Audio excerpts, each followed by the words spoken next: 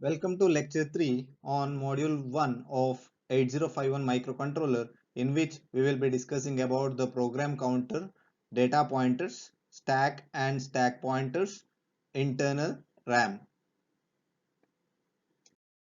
In this slide, we will be discussing about the program counter and the data pointers. This program counter and the data pointer are the 16-bit registers that are present in an 8051 microcontroller. So the program counter holds the address of the instruction that has to be executed next. So we know that the CPU executes the instructions. So once the program is written, it may be in higher level language, assembly level language, or the machine level language. The program written in assembly language as well as higher level language will be converted into machine language using the compilers or the assemblers based on the program what you have written. So once it is compiled and it is converted into a machine code, the program is loaded into the memory. That is the memory, in specific it is ROM. So the program whatever you have written will be converted into machine code, that is in the form of a binary numbers, and it will be loaded into the ROM. So from ROM the program will be fetched by the CPU and one by one, and it gets executed one by one. That is one by one execution is also called as the sequential execution. So in case of sequential execution, one instruction gets executed at a time. So what happens is, in case of, if you consider this small set of program, here you have assembly language code. When that assembly language code is converted into machine language, it gets converted into a binary number. So for example, if we have a move r5 comma hash 25, here the move r5 will be converted into 7D, and immediate waiter 25 follows that. Here this particular instruction is a 2-byte instruction because it is converted into 7D25. It is a 2-byte instruction. If you look at this add a comma r5 and add a comma r7, these are the instructions which have 1 byte size, uh, typically means that these instructions require, when it is compiled or when it is assembled, it is converted into a 2-byte instruction or a single byte instruction. In memory, if this instruction takes only 1 byte space to store, whereas this instruction takes 2 byte size to store. And similarly, there are instructions which take 3-byte instructions, 3-byte space and more. So when it is converted and when it is stored in the ROM, it looks like this.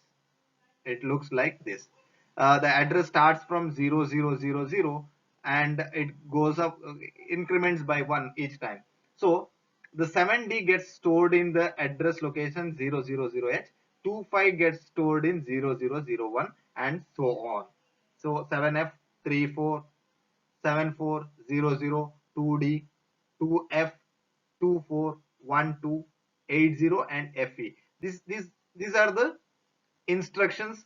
These are the instructions in binary or machine language. If you want to program any microcontroller or microprocessors in machine language, then you need to manually load these numbers. You need to write the program like this, assembly language program, and you need to convert it into this form. Then you need to load this into the memory one by one. You have to access the address 000, load this with 7D, access the instruction 001, load the value 25, and complete this. This is a very tough job to be done as compared to the flexibilities what we have now. So this is how a ROM looks like. The 00 will have 7D, 001 will have 25. Now here comes the picture of program counter. So what happens is the processor has to execute this instruction one by one. First it has to execute 70, it has to understand what it is. Next it has to take the data 25, it has to understand what it is, and so on. So in order to have the track of this, we have an instruction called program counter. What program counter does is, when the microcontroller is powered on, or when the microcontroller is switched on in the very beginning, the PC value will be, by default PC value will be loaded with 000 value, because the very first instruction what we write is a org, that is origin. This is an assembler directive that indicates where exactly the program starts, from which address location. If I, for example, if I write org 000h, this indicates that my first instruction is present in the location 000h. So as soon as the computer comes across this, it understands that the first location is 00h, that will be loaded to PC. So what the PC does is, it holds the address of instruction that has to be fetched next. Once this is fetched, the PC will be incremented by 1. PC gets incremented by 1. The value of PC becomes 0001. Once the value of PC becomes 001, during execute phase, during fetch phase, this data will be loaded into a corresponding register. See here, actually move R5 comma hash 24. That means R5 register has to be loaded with the value 25. So what happens is, as soon as this instruction gets executed, when the processor comes across 70, it understands that it has to move the data, that is the immediate data 25, into R5. So here, after execution of this instruction, the R5 gets loaded with the 25. Once it is loaded, the next instruction that it has to fetch is 002. The CPU does not understand all those things. CPU just checks what is the address in the PC, what is the current address. What happens? It gets incremented by 1. When this particular instruction is fetched, then it is again incremented by 1, and at that point the PC will be having 0002. So when the CPU just understands this 002, it, whatever the address pointed by PC, it fetches the data from that particular memory location.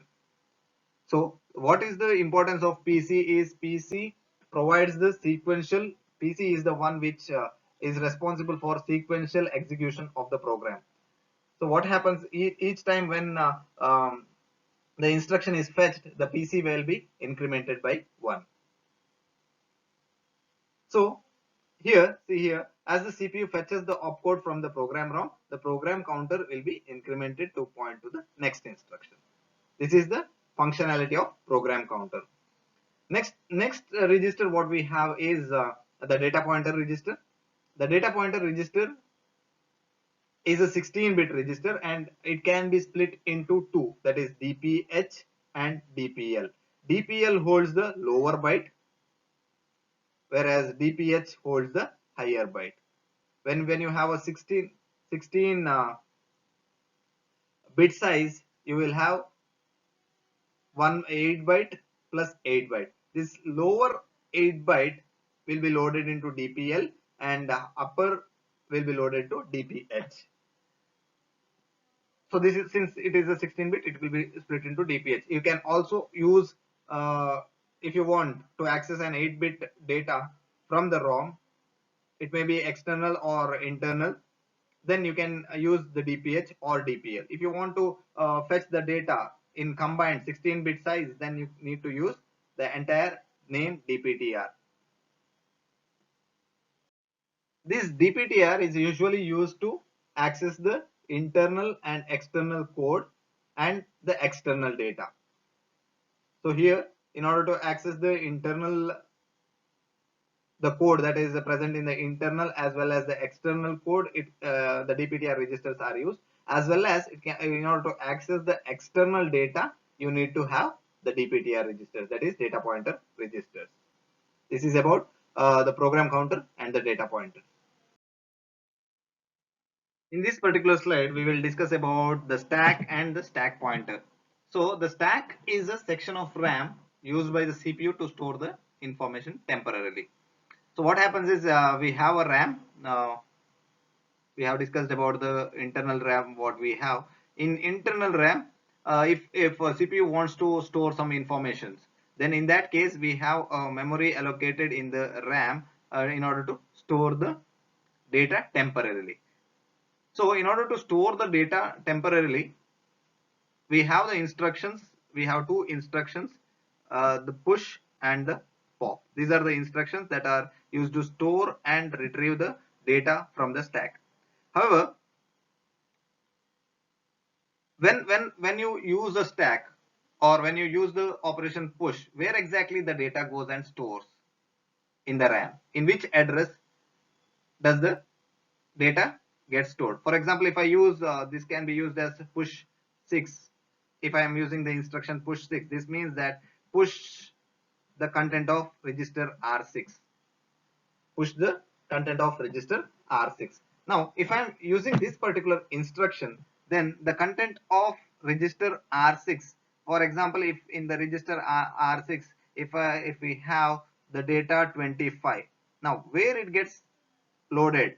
See here, let us assume these are the memory locations. These are the address 890A 0B. We know that the RAM address starts from 00 and it goes up to FF, right? It goes up to FF. So the initial stack, initial when you use a push for a first time, once the microcontroller gets powered up, if you are using the push operation for first time, the data gets stored in the address 07 by default 07, not in the 07. There is one register, there is one register, 8-bit stack pointer register, which holds the address of the stack, or it is called as the top of the stack. So what happens is the stack pointer will have the value 07. When you push, when you use the instruction push for the first time, the data that is present in the register will be loaded into the address that is pointed by the stack pointer. Now what happens is, before getting stored, as soon as you use the instruction push, the stack pointer gets incremented by 1. The stack pointer gets incremented by 1 and the data is stored. Now what happens is, the initial value of stack pointer is 07. So when you use the push instruction, the stack pointer gets incremented by 1. The address becomes the stack pointer address becomes 08. And the data what you have pushed, that is 6, if you have used 6, that means that R6, the content of R6 will be copied to the register the memory location 08 of RAM. Similarly, if you use the push instruction for the second time, you can use push 6, push 1, push 4. This means that push the register R6, push the register content of register R1, push the content of register R4. So we are continuously pushing. We are using this continuous 3 push operations. So what happens now? When you use the instruction push 1, already the stack pointer value is 8. The stack pointer value has to increment by 1. So at that moment the stack pointer becomes 9, and now the data of register R1 will be loaded to the memory location pointed by address 9. So now in R1 we may have the register value 12. So that 12 gets moved to the address 09. So similarly, when you use push operation for the third time, now when during the execution phase, the stack pointer has to be incremented by 1. The previous value of stack pointer is 9. It is incremented by 1. It becomes 0a. 0a. This the address in case of 8051 or any controllers or any processors, the address are usually mentioned in hexadecimal. So after 9 it comes A, it goes to 0B, 0C, 0T, 0E. Next comes 10 and it continues. So here the stack pointer value gets incremented by 1 to 0a. Now the whatever the data you push, that content of register R4 is loaded to 0a. Now let us assume that R4 has the value F3. So F3 gets loaded into the address 0a.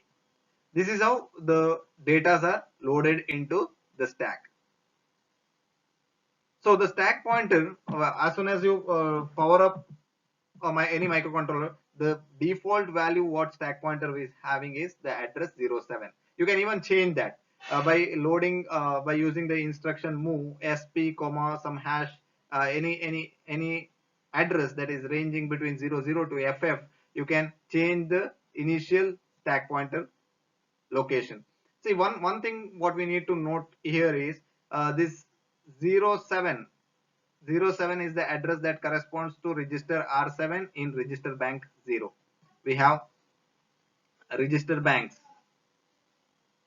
So that 07 corresponds to the register R7 of register bank, register R7 of register bank 0.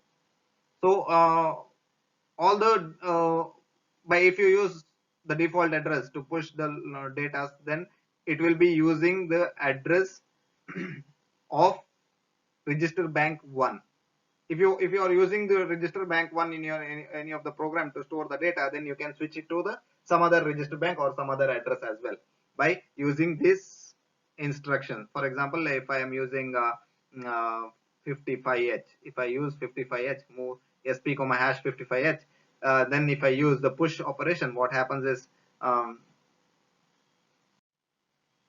here if I use move sp comma hash 55, what happens is the stack pointer will be loaded by 55. Here what happens is at the beginning sp will become 55. So when I use the push R6 instruction, if R6 has a 25, then this address will be 56 because stack pointer gets in before executing this task. The stack pointer value will be incremented by 1. The stack pointer becomes 56, and in the 56 address 25 will be loaded. In this way you can there is a flexibility of changing the stack in case of 8051. Now in order to retrieve the data, the data we have stored as we discussed earlier, the data is stored using the push operation. How to retrieve that back? Here one thing you need to note is how to retrieve the back. You have the instruction called pop. Now if you use pop and if you use R6, initially you have used push 6, push 1 and push 4. You might have used this. Now when you use, for example, if I am using let us assume that if I am using pop, I'll use R4 itself. Now when I use pop R4, what happens is the at that moment you don't have the flexibility to change the stack pointer. Whatever the stack pointer is available from that address. See, in this case the stack pointer value is 0a now. So when you use the instruction pop R4, the data that is present in the stack pointer, the data that is present in the stack pointed by the stack pointer address 0a will be retrieved back to the register R4. So R4 register will be loaded with the value F3. Here I can use any registers here, irrespective of what register I have used here. So I can use pop R4 or I can use also pop R6. I can use pop R1, pop R4, any other register. It doesn't matter. What pops out is the last in data. So it is first in, it is last in first out. This kind of stack is called as last in first out. So whatever the register that comes next to the pop operation, it will load the last in data out to that particular register. So here you can use let me take pop. I'll take some other register. I will not mention 614. Pop 2, pop 5, pop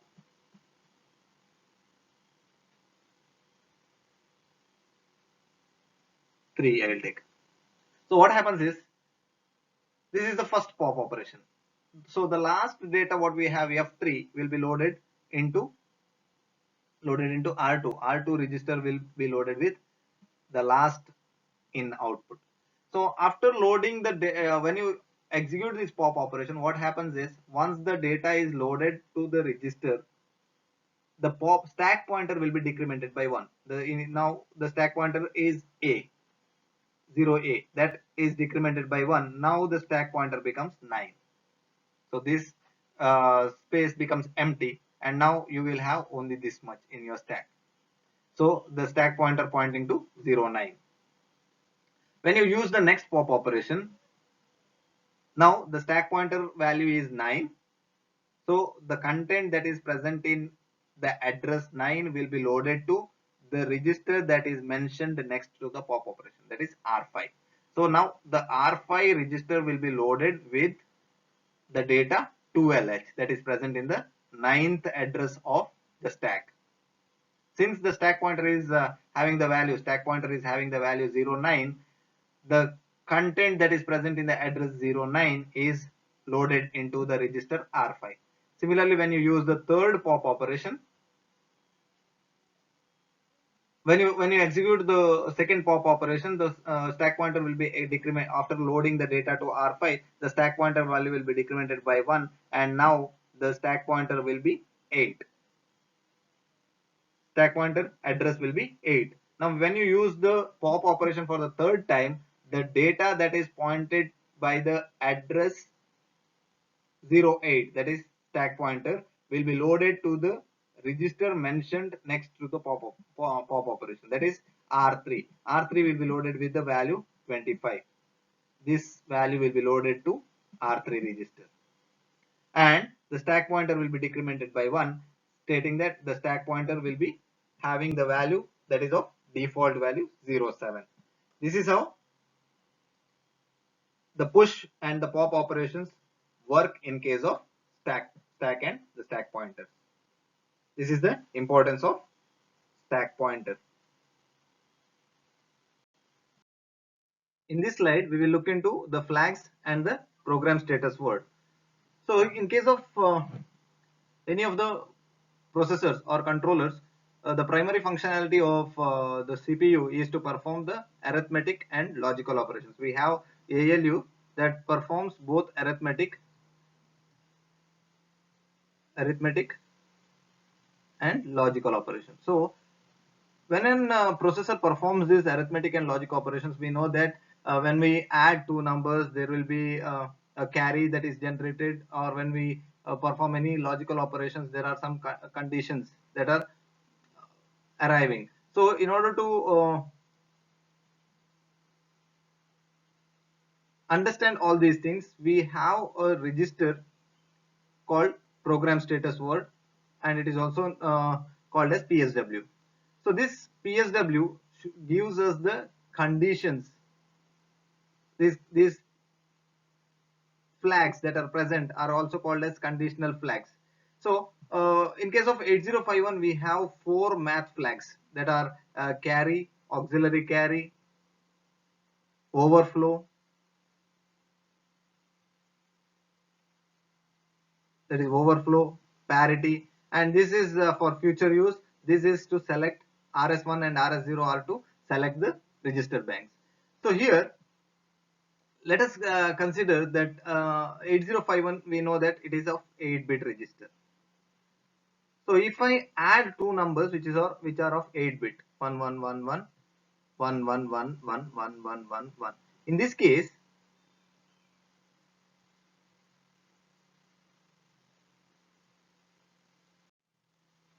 here the result will have, if I add two 8 bits, two 8-bit numbers, if I add, the result will be,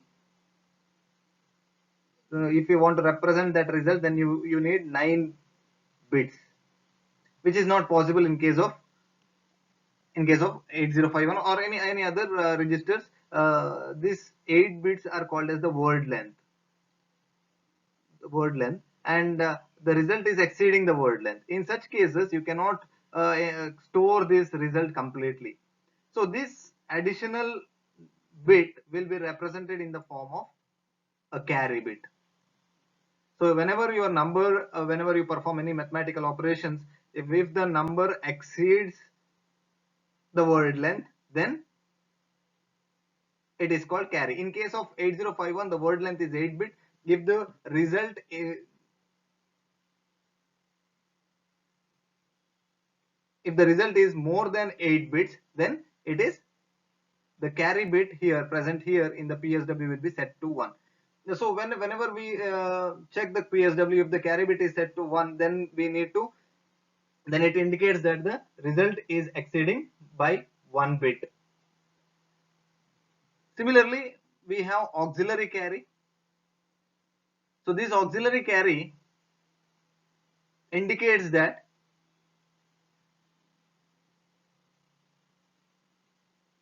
if there is a carry from third bit to fourth bit, whenever you are doing any operations, if there is a carry from third bit to fourth bit, 0, 1, 2, 3, 4, 5, 6, 7, we call this as lower nibble and higher nibble. This will be lower nibble, upper nibble.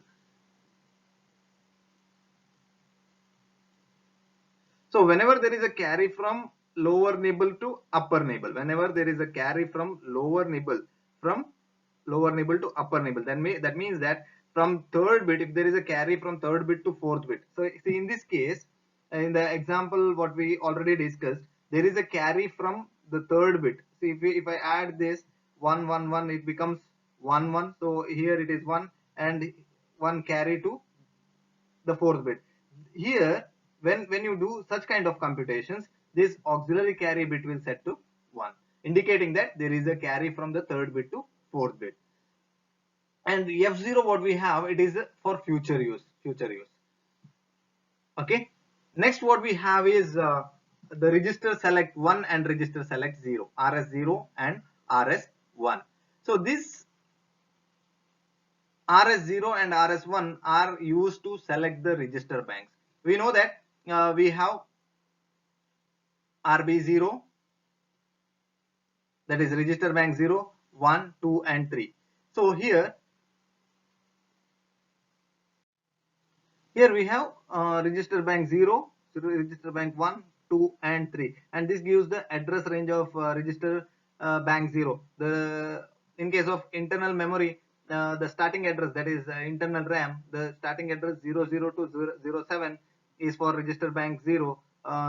The address 0820F is for register bank 1, 10 to 17H for register bank 2, and 1821F to register bank 3. So now I already said that at a moment we can use any one of these register banks.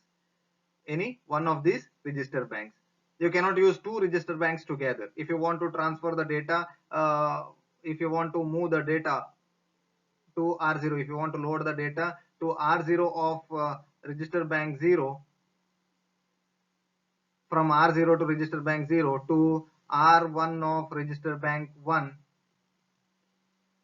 you cannot do it directly. Instead, what you need to do is, initially you need to load the value to R0 of RB0 by choosing RS1 and RS0 as 00.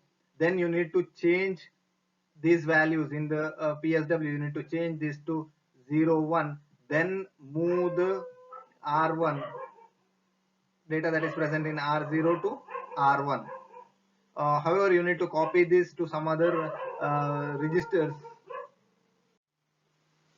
So here this register banks RS1 and RS0 helps us in switching from one register bank to other. Next we have the overflow flag. We know that in case of signed arithmetic, signed operations, signed numbers operations, uh, the last bit, for example, if we have zeroth bit, first, second, 3, 4, 5, 6, 7. This seventh bit is a sign. The rest of the things are magnitude. So when you perform any operations in case of signed numbers, the in case of 8 bit the range is from minus 127 or minus 128 to plus 127. So in such cases, what happens is if the number exceeds 127, if suppose the number after performing some addition, if the number exceeds 127, then there is a carry from the 6th bit to 7th bit, the carry from 6th bit to 7th bit. Such kind of carry is called as the overflow. That will be represented in the 0 1 second bit of PSW. So all these flags are grouped together and it is named as PSW. So the 7th bit of PSW represents the carry. The 7th bit represents the carry and it is also named as PSW.7. 6th bit of PSW gives us the auxiliary carry. 5th bit is for available for general purpose. RS1 and RS0, that is PSW3 and PSW4, are used for register bank switching. PSW.2 represents the overflow flag. PSW.1 is for future use, it is not defined. Next we have the parity flag. Here the parity represents the number of ones that are present in any given 8 bit of data.